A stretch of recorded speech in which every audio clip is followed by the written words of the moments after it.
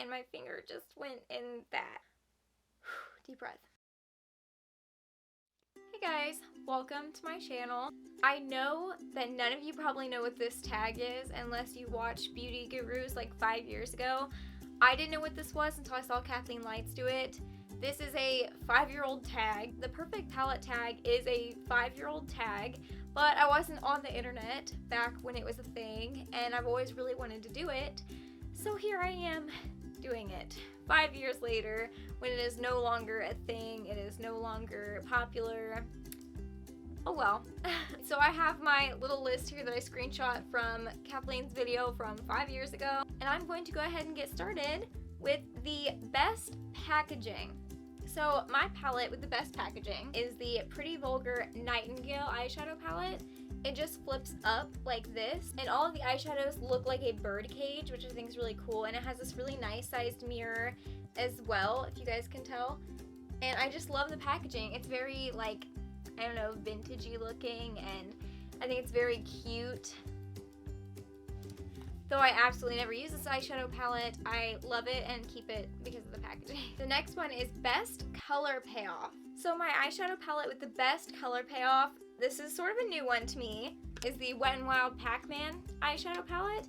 I have to go with this one, honestly, because the colors are so bright, but they are so pigmented. And for how inexpensive this is, it definitely has the best color payoff out of all of my eyeshadow palettes. Next one is Most Versatile. Now, I feel like this is pretty obvious for about everybody. It probably would have been in everyone's videos 5 years ago had it existed.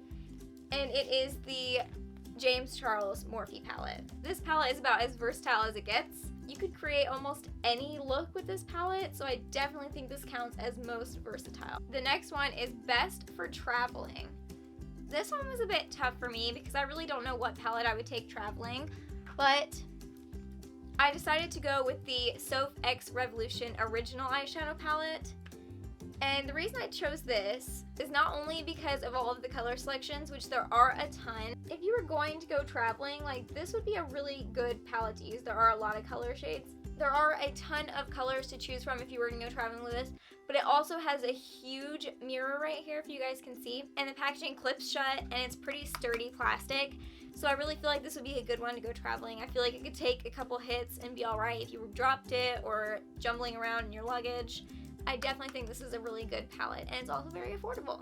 The next one is Biggest Regret. Now, I am ready to hear you guys, like, gasp at this, okay? My biggest regret is the Norvina palette. I was so excited to get this palette when it very first came out. I was like, I have to have that. I didn't get it right when it came out. I waited quite a long time, but the point is I was very excited for this palette from the beginning, and it is quite an expensive palette. I purchased it once I got a gift card, and yeah, I kind of have some regrets. So the main reason that I bought this eyeshadow palette is for this shade right here, Soul, the periwinkle shade, kind of like the main shade in the entire palette. It looked like such a beautiful matte periwinkle shade, and I was very, very disappointed to find out that it is a satin finish, and therefore I feel like it looks very weird in the crease. I think I've had this palette for about 8 months, something like that. I got it for Christmas.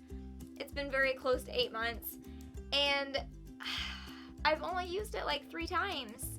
So even though it wasn't all of my money that I spent, I definitely regret buying this because I just don't get my use out of it. The next thing is Best Color Names. So this was a pretty easy one for me. It is the Colourpop Double Entendre palette.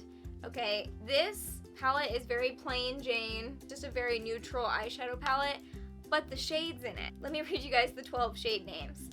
Locked and Loaded, Uninhibited, Hot Bod, Flasher, Naked, Extracurricular, Hard Draft, Keep It PG, Nip Slip, Send Noodles, and Teddy Bear.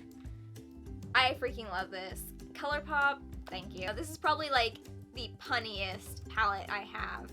I love the shade names. The next one is my least used palette. My least used palette is the BoxyCharm x P.U.R palette. This is what the palette looks like. This is my least used palette because it has never touched my eyes. I have swatched this palette several times. I've tried to get hyped about it, and I've never used it. It has never touched my eyes, ever. I bought this with my charms off BoxyCharm before I unsubscribed from it, and I only paid shipping for it, and I just never, ever use it. So it was practically free to me, but I just don't ever use this. Ever. I never have. I don't really know if I'm ever going to. So, you know, if someone wants this, hit me up, because I don't really think I want this anymore. So before I get to the last one of the actual tag, I thought since it's been 5 years since anyone's done this tag, that I would add in a couple of my own little things. I would like to show you guys my cheapest palette and my most expensive palette. For my cheapest palette, it is the Wet n Wild Comfort Zone palette, which I feel like a lot of people probably have.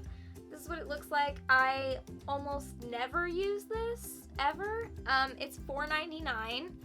And yeah, cheap packaging, cheap plastic. It's a nice palette, it has good pigmentation. I just don't ever really reach for it. Now, my most expensive palette, retailing at $45, is the Anastasia Beverly Hills Alyssa Edwards palette. Though I haven't used it too many times yet, this is a beautiful, beautiful palette. I love it. I can't wait to play around with it some more. I've only created a couple looks with it, but my goodness, is it beautiful. And just one more thank you to Laura from Laura Does Glam for sending me this. She did a giveaway and I won this palette in that giveaway, and just like, thank you so much. I will link her channel down below. Go check it out. She's awesome. This is my most expensive palette that I own, and it's worth it, I think. So the last thing for the tag is most loved, most used palette. So basically saving the best for last. This palette is the first palette that I ever sat by my phone and waited for the launch so I could get it the second it came out. And I did buy this palette as soon as it launched. I also made a video on it. If you guys have been watching my channel since I made a video about this, give this video a big thumbs up. I want to know, or comment down below and let me know you've been here since the beginning. This is the Kathleen Lights Colourpop Zodiac palette. This is the palette I'm wearing on my eyes today. Kind of like romantic, sultry eye, but it didn't work out exactly the way I wanted it to. I mean, it doesn't look bad, but it didn't work out exactly the way I wanted it to. This palette is definitely my most used palette, probably very closely followed by the Soph X Revolution palette. I have used the crap out of this palette, especially all of these neutral shades. The Taurus, the Gemini, the Virgo, the Libra especially. I mean, I'm probably going to be hitting pan on the Libra and the Gemini much quicker than anything else. Ironically, the Gemini is my favorite shade, and it is also what I am. I think Kathleen did such a good job with this eyeshadow palette. It is one of my oldest palettes, and yeah, it is one of my oldest palettes, and definitely my most loved. I used to wear this palette every single day, and though I don't reach for it as often anymore, I've gotten the most use out of it. And in case you guys want to see the look I created with this eyeshadow palette today, this is what it looks like. Don't mind this. It's a little patchy right there just because I sometimes can't get my eyeshadows to blend on my eye right there. It's just a whole thing. So let me know what you guys think of my newish setup. I'm back upstairs in my room, which is actually really funny because I was for the Zodiac palette video as well. I bought some stuff off Amazon and created a little film studio in my room, so thank you guys so much for watching. I hope you guys enjoyed this video. I love the Perfect Palette tag. It's one of my favorite tags to like look up and watch videos on, and I know it's 5 years old, but maybe I can bring it back. So I tag everyone who wasn't on YouTube, or even if you were on YouTube 5 years ago, do the Perfect Palette tag. Laura, I tag you. And also, if you do this tag, make sure to add in the cheapest palette and the most expensive palette because, you know, make it a little bit different than it was 5 years ago. Thank you guys so much for watching. Don't forget to give this video a big thumbs up if you enjoyed it and if you're going to plan on doing the Perfect Palette tag because I'm curious to watch your videos. Also, please don't forget to subscribe to my channel. I put out new videos every Saturday, and I will see you guys next Saturday. Bye!